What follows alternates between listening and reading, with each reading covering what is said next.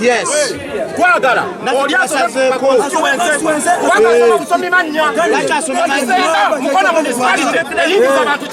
Nakati tetunafuna register ya delegates.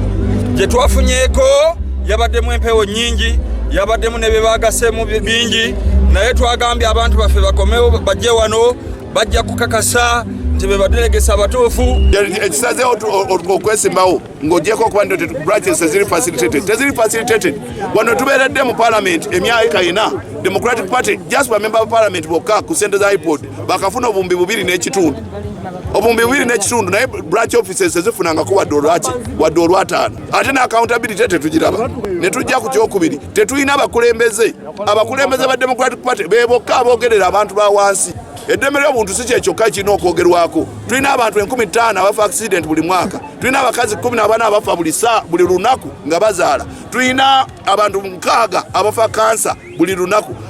Tulina abantu aba buli kika abali mu kunyigirizibwa. Obwavu buli mu bantu. Tewali aboogerera kubanga tetulina bakulembeze. Twagala Democratic Party eddemu efuna abakulembeze mu Uganda yonna. We have lost space for engagement.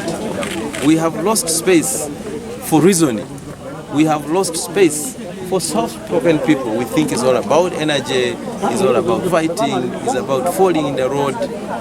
That is not the way the DP views things.